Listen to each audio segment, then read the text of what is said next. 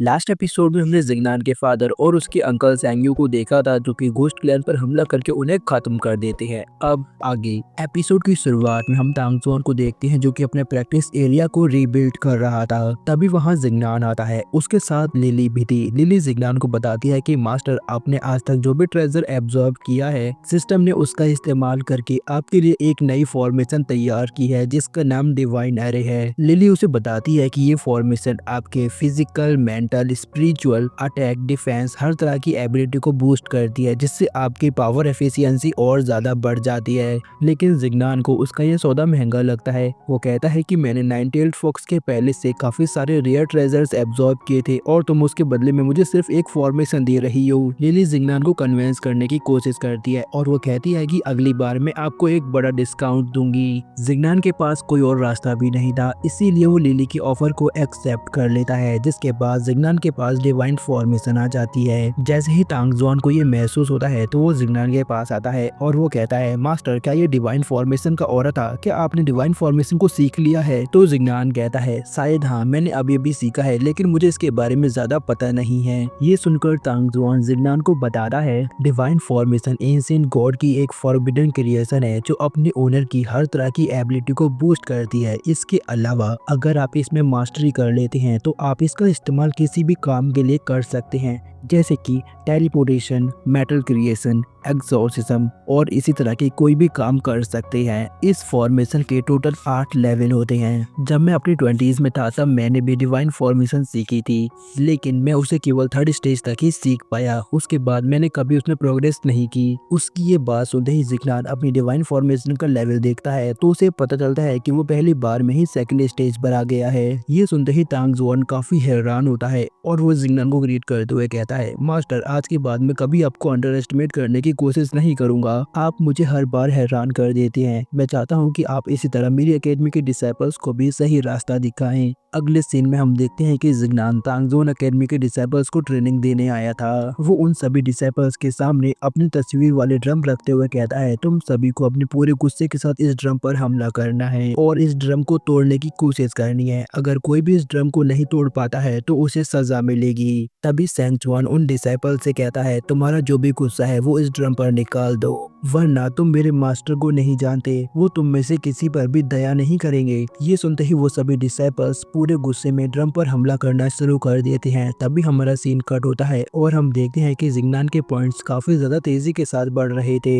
ये देखकर लिली कहती है, मास्टर, ये तो चीटिंग है, आप उन सभी से जबरदस्ती अपने पॉइंट्स बढ़वा रहे हैं। जिग्नान कहता है, मैंने कोई चीटिंग नहीं की, तुमने तो मुझे कभी कोई रूल बताया ही नहीं। तभी लीजिंग जिग्नान के पास आता है और वो कहता है, छोटे भाई, हम काफी समय से उड़ रहे हैं लेकिन तुमने हमें बताया नहीं कि हम कहाँ जा रहे हैं। तो जिग्नान उन्हें बताता है कि हम यहाँ से साउथ ईस्ट की तरफ नाइट डीमंस की सिटी, जिसका नाम योंगडू सिटी है, वहाँ जा रहे हैं। कुछ लोग उसे डीमंस का स्वर्ग भी कहते हैं। मुझे देखना है कि आखिर उस जगह में ऐसी क्या खास बात है जिसकी सभी लोग तारीफ करते हैं। रास्ते में वो लोग जब घोस्ट क्लैन के नजदीक से गुजरते हैं तो लीजिंग को वहाँ अपने फादर की प्रेजेंस महसूस होती है। जब वो जिग्नान को इसके बारे में बताता है तो जिग्नान लिली से पूछता है कि मेरे फादर अभी कहाँ हो सकते हैं। लिली लॉर्ड जियांग की एनर्जी ट्रैक करती है और जिग्नान को बताती है कि वो यहाँ से साउथ ईस्ट की तरफ कहीं गई है। ये सुनकर जिग्नान भी उसी तरफ निकल जाता है। थोड़ी देर बाद हमारा सीन कट होता है और हम एक लड़की को देखते हैं जो 2 लोग का पीछा कर रही थी। जिग्नान देखता है कि उस लड़की की बॉडी से काफी ज्यादा डार्क ऑरा निकल रहा था, इसीलिए वो लिली से इसके बारे में पूछता है। लिली उनको स्कैन करके जिग्नान को बताती है, ये जो लड़की है वो तो नॉर्मल है, लेकिन वो जो छोटा लड़का है उसके सोल में कुछ गड़बड़ लग रही है। मेरे पास अभी उसकी पूरी जानकारी नहीं है, लेकिन सिस्टम आपको अलर्ट रहने की सलाह दे रहा है। तभी जिग्नान उनकी मदद करने के लिए आगे जाता है, लेकिन वो लड़की जिग्नान पर हमला कर देती है, पर जिग्नान उसके हमले को डॉज कर लेता है, जिसकी वजह से वो लड़की और भी ज्यादा गुस्से में जिग्नान पर काफी सारे हमले करती है। लेकिन जिग्नान हर बार उसके सभी हमलों को आसानी से डॉज कर लेता है। ये देखकर वो लड़की जिग्नान से कहती है, भले ही तुमने मेरे सभी हमलों को डॉज कर लिया, पर इसका मतलब ये नहीं कि तुम मेरा सामना कर सकते हो। वो जिग्नान को पीछे हटने की वार्निंग देती है, लेकिन तभी जिग्नान मुस्कुराते हुए कहता है, मैंने तुम्हारे सभी हमलों को डॉज किया है तो फिर तुम भी मेरे हमले को डॉज करके दिखाओ। जिसके बाद वो एनर्जी गैदर करके उस लड़की को एक वॉशिंग मशीन में डाल देता है और अच्छी तरह से उसकी धुलाई करता है। जिसके बाद मशीन उसे सुखाकर जमीन पर फेंक देती है। वो लेडी गुस्से में खड़ी होती है और जिग्नान से कहती है, बच्चे, तुम इसके लिए काफी ज्यादा पछताने वाले हो। तुमने मिस एम्बर की 2 कैदियों को भागने में मदद की है जिसके लिए तुम्हें सजा मिलेगी।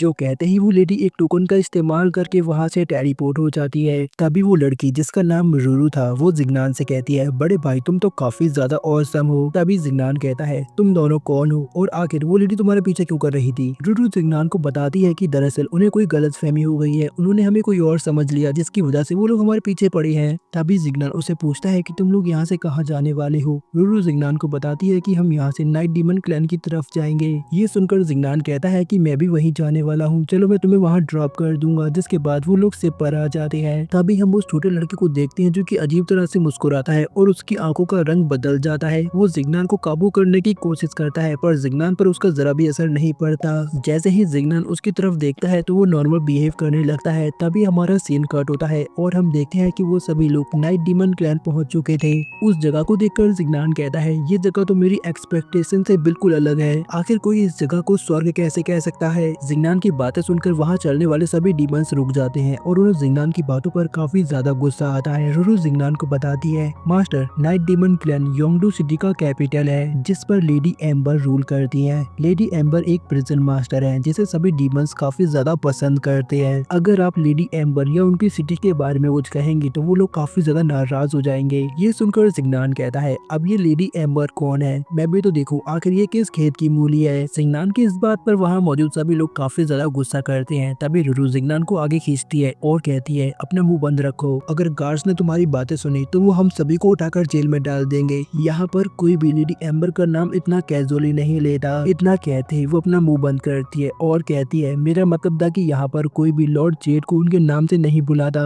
पर जिग्नान पर उसकी बात का जरा भी असर नहीं पड़ता। जिग्नान कहता है, मैं किसी से नहीं डरता, मैं भी तो लिखूं आखिर वो कौन है जिसको सभी ने अपने सिर पर चढ़ा रखा है। तभी हम एक लड़की को देखते हैं जो जिग्नान की बातें काफी गौर से सुन रहा था। जिसके बाद वो अपनी तलवार निकाल कर जिग्नान पर पर्पल लाइटनिंग से हमला कर देता है, लेकिन जिग्नान भी काफी आसानी से उसकी लाइटनिंग को नलिफाई कर देता है। तभी एक लड़की उस लड़के को देखकर कहती है, ये तो ये मोटियान है जो हमारी सिटी का सबसे बड़ा जीनियस और हैंडसम बंदा है। वो जिग्नान से कहता है, तुम्हारी हिम्मत कैसे हुई मेरी बहन को रुलाने की, तुम्हारी वजह से उसकी बॉडी अभी तक दर्द कर रही है, मैं तुम्हें छोड़ूंगा नहीं। ये मोटियान की बातें सुनकर मिस जोई को कंफ्यूजन हो जाती है और वो जिग्नान के पास आकर उसे एक जोरदार चाटा लगाती है और कहती है, आखिर तुम मेरी पीठ पीछे क्या क्या कर रहे थे, कहाँ कहाँ गुल खिलाई है तुमने। जिग्नान कहता है, मैंने तो कुछ भी नहीं किया और मैं तो जानता भी नहीं कि इसकी बहन कौन है। जिसके बाद जिग्नान उस लड़की से कहता है, जरा बताने का कष्ट करो, तुम कौन हो और तुम्हारी बहन कौन है। ये मोटियान कहता है, ज्यादा अनजान बनने की कोशिश मत करो, तुमने आज दोपहर में सिस्टर जिया पर हमला किया था। ये सुनकर बाइलियो कहती है, मास्टर मुझे लगता है कि ये उसी लड़की की बात कर रहा है जिसे आपने आज दोपहर में धोया था। ये सुनकर जिग्नान कहता है, तुमने बिल्कुल सही कहा, ये जरूर उसी बहन का भाई होगा। जिसके बाद जिग्नान ये मोटियान से कहता है, मुझे तुम्हारी बहन के बारे में सब याद आ गया। तभी ये मोटियान कहता है, अपनी बकवास बंद करो। जिसके बाद वो दोबारा जिग्नान पर हमला करता है, लेकिन इस बार लीजिंग उसके हमले को अपने स्पीयर से काट देता है। जिसके बाद वो ये मोटियान पर हमला करने जाता है।